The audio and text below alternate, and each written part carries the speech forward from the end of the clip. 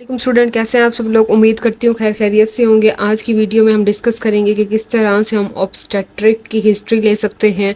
तो स्टार्ट करते हैं अपनी वीडियो। सबसे पहले जो है ना, हमने जो स्टार्ट करना है हिस्ट्री में, आपको पता है हमने जो है इंट्रोड्यूस करवाना है, पेशेंट से कंसेंट लेनी है। ख़ुद को पहले इंट्रोड्यूस करवाएंगे कि मेरा नाम डॉक्टर ज़रमीना है और मुझे आपकी बीमारी के मुतालिक कुछ सवालात करने हैं। और मतलब इस तरह से हम उससे पहले अपने आप को इंट्रोड्यूस करवाएंगे, फिर उससे कंसेंट लेंगे कि मैं आपकी बीमारी के मुतालिक कुछ सवालात करूँगी। उम्मीद करती हूँ आप तामुन करेंगी। अच्छा, उसके बाद हमने क्या करना होता है, इंट्रोडक्शन, मतलब डेमोग्राफिक डिटेल्स होती हैं। हमने पेशेंट से उसका नाम पूछना होता है, उसकी एज पूछनी होती है, रिलीजन पूछना होता है, एड्रेस कि वो कहाँ से आया। उसके बाद हम उसका मैरिटल स्टेटस पूछेंगे कि कितने सालों से वो उसकी शादी हुई है, ठीक है।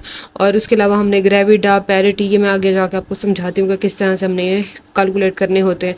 ग्रेविडा क्या होता है? ग्रेविडा होता है कि टोटल नंबर ऑफ़ प्रेगनेंसीज, मतलब कितनी दफ़ा वो फीमेल जो है वो प्रेग्नेंट हुई है।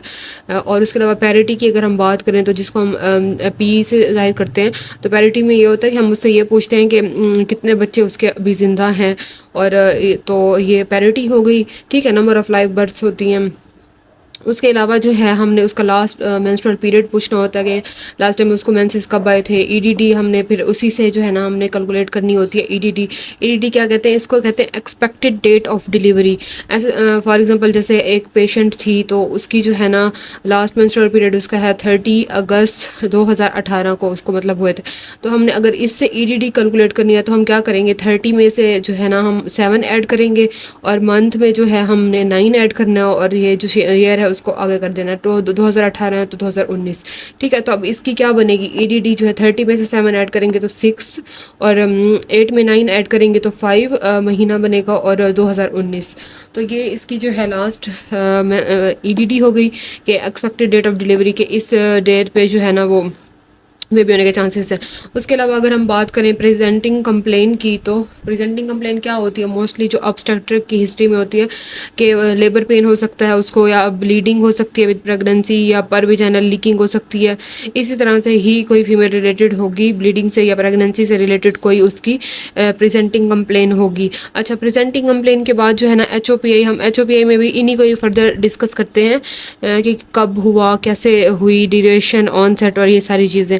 अच्छा, उसके बाद अगर हम प्रेगनेंसी हिस्ट्री की बात करें ना, तो हमने जो मतलब उससे पूछना होता है प्रेगनेंसी से रिलेटेड उसके जो क्वेश्चंस होते हैं कि ग्रेविडा हमने पूछना होता है। इसको कहते हैं GTPAL, एक निमोनिक से आपने याद रखना है। जी मतलब ग्रेविडा, T मतलब टर्म बेबी, मतलब टर्म बेबी वो होता है ना कि जो 37 वीक से ऊपर का हो, तो उसको हम कहते हैं पूरा टर्म बेबी। प्री टर्म ये होता है कि जो 20 से 37 वीक से पहले पहले हो जाए, तो उसको कहते हैं हम प्री टर्म बेबी। और ए से मतलब अबॉर्शन और एल से जो है ना लाइव बर्थ, कितने उसके बच्चे अभी तक जिंदा हैं।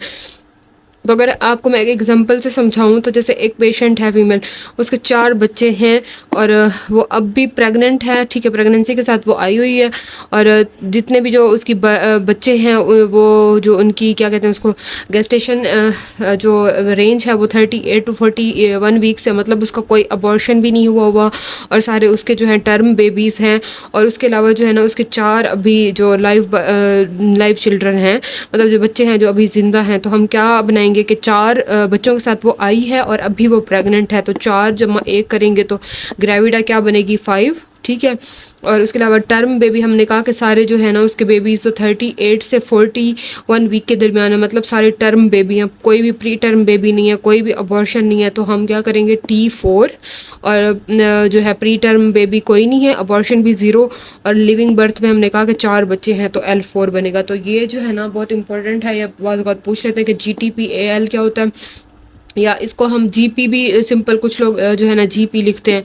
ग्रेविडा और पैरा के, ग्रेविडा जो है उसका क्या बनेगा? ग्रेविडा और पैरा, ग्रेविडा जो 4 बच्चे हैं और अब प्रेग्नेंट है तो ग्रेविडा 5 और पैरा जो है 4, कितने उसके लाइव बर्थ हैं, ठीक है। तो ये सारी चीज़ें जो हैं आपने बहुत अच्छे से याद रखनी हैं। अच्छा, ये हमने प्रेगनेंसी हिस्ट्री में पूछ लिया, हमने EDD भी, LMP, ये सारे। उसके अलावा होती है पास्ट ऑब्स्टेट्रिक हिस्ट्री, जो कि बहुत इंपॉर्टेंट होती है, जो हमने बहुत अच्छे से याद रखनी होती है, ठीक है।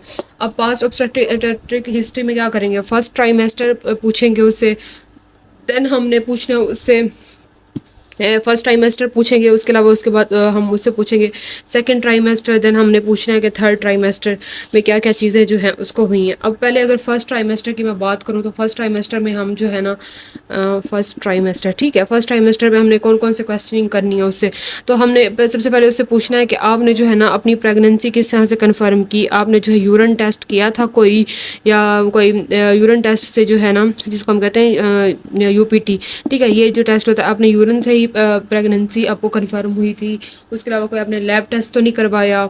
उसके अलावा हम उससे ये पूछते हैं कि आपने जो है अपने एंटीनेटल जो विजिट्स हैं जो प्रेगनेंसी के दौरान विजिट्स करवाने होते हैं वो आपने सारे किए थे, ठीक है, एंटीनेटल विजिट्स की हम बात करते हैं उससे उससे सारे पूछते हैं कि आपने विजिट पूरे किए थे। उसके अलावा हमने उससे ये पूछना होता है कि आपने जो है फॉलिक एसिड की जो पहले 3 महीनों में जो गोलियां खानी होती हैं फॉलिक एसिड की, आपने वो जो है आपको किसी डॉक्टर ने दी थी, आपने वो अच्छे से इस्तेमाल की हैं, ठीक है, ये पूछना होता है। उसके अलावा आपने उससे ये पूछना होता है कि कोई वोमिटिंग वगैरह तो नहीं हुई, आपको कोई नाजिया वोमिटिंग वाली फीलिंग हुई हो, या कोई फीवर हुआ हो, आपको कोई रैश बॉडी पे बना हो, या कोई एलर्जी हुई हो किसी ड्रग से यूज़ करने से, ठीक है, कोई इस तरह की एलर्जी का पूछना है, रैश का पूछना है, फीवर का पूछना है, फॉलिक एसिड का, ये सारे जो है ना हमने उसके फर्स्ट ट्राइमेस्टर में उससे पूछना है। और उससे ये पूछना है कि कोई विजाइनल ब्लीडिंग तो नहीं हुई, प्री विजाइनल ब्लीडिंग के कोई विजाइनल ब्लीडिंग तो नहीं। और इसके अलावा हमने ये भी पूछना है कि हेपेटाइटिस बी सी के अपने टेस्ट करवाएं, आपने ब्लड टेस्ट करवाएं, अपने पूरे आपने ब्लड शुगर लेवल अपनी